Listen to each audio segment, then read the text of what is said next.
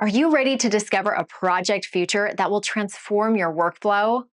Join us in this detailed tutorial from our expert trainer who walks you through each step. Let's get started. In this lesson, we're going to set up a master project for our charity event. And we're going to start with our original project and the Sports Day project. And if you recall, these two share a resource pool. Now, when it comes to splitting a large project up, the key area where there is usually the most effort required is in restoring the links that existed in the original project. And as I've mentioned a couple of times previously, it's a good idea to make this decision very early on.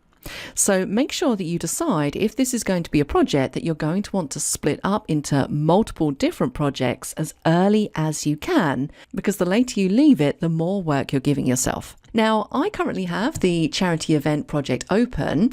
I'm just going to close this down and reopen it because there's a little message that appears that I think it's important that you take a look at. So let's close this down. I'm going to say yes to save changes. Now I've closed down the charity event file and I'm just back at the start screen for project, because I want to just very quickly show you what happens when you reopen these files if you have everything closed. So if we go to open, I'm going to open up my charity event file and you can see that I get this little message, open resource pool information. Now it says this file shares resources from a resource pool. What do you want to do?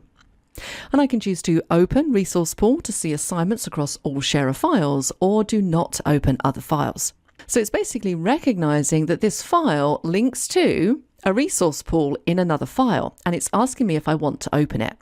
So I'm going to say yes. Let's click on OK. And now if we jump up to the View tab and go over to the Windows group, if I click Switch Windows, notice that not only do I have the charity event file open, I now have the resource file open as well, but it's in read-only mode. So I have these two files open. What I don't have open is the Sports Day file.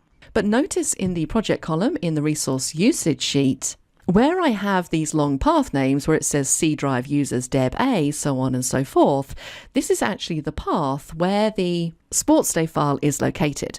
So it's still recognizing that we have links to that Sports Day file, even though I don't currently have that file open.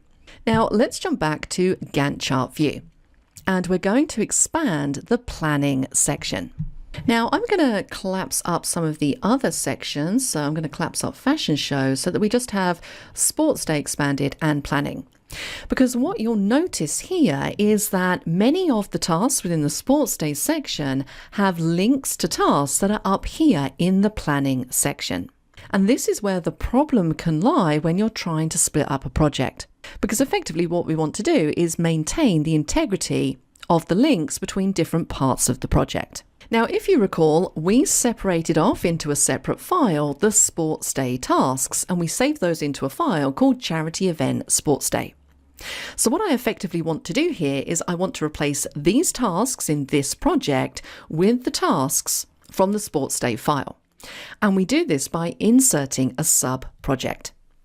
So what I'm going to do is I'm just going to go into a blank line, and we can choose this one just above, and we're going to go to the Project tab. And notice in the Insert group, we have Subproject. Now, if we select this, we can then go in and browse for the file that contains the information that we want. And it's this one here, the Charity Event Sports Day file. And we can click on Insert. And you can see now we get a subproject inserted into our main project. And we can tell that this is slightly different from the other tasks in this project because we have the little project icon in the information column.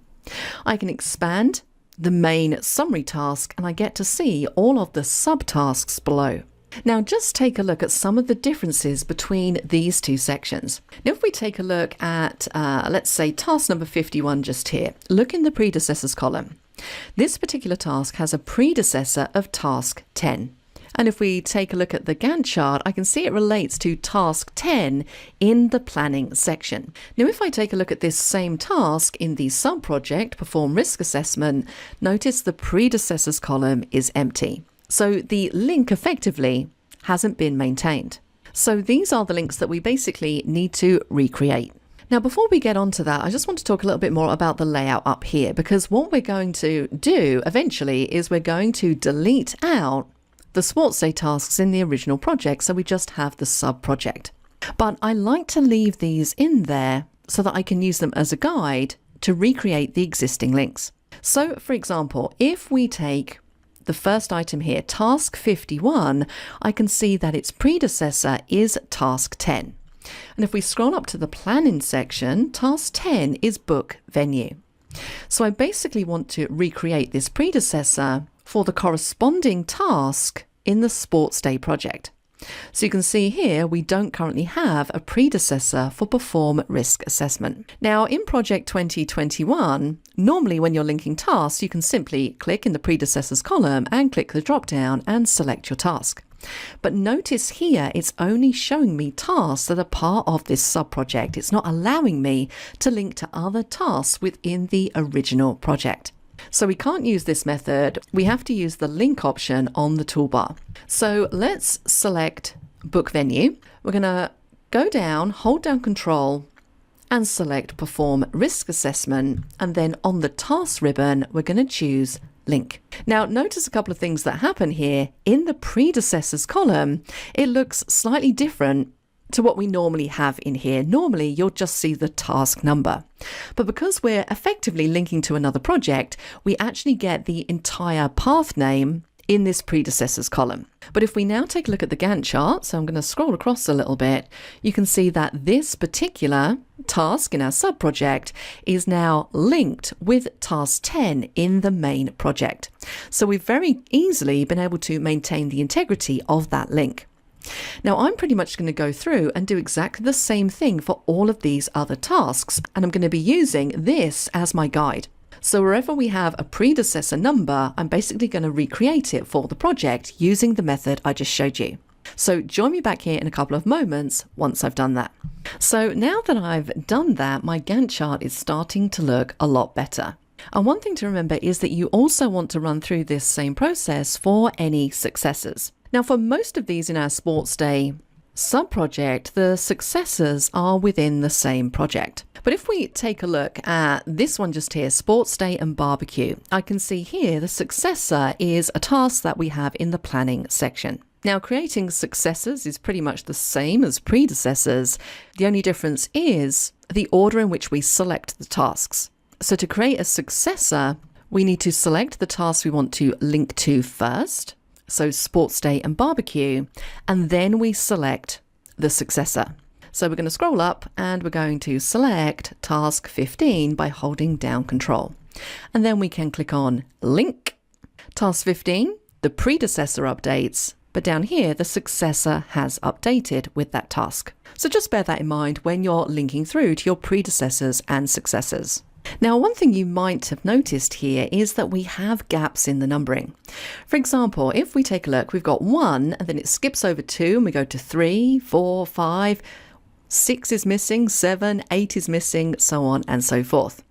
Now, we are going to talk more about these gaps a bit later on, so don't worry about it for now. The final thing we're going to do in this lesson is we're going to delete out these sports day tasks.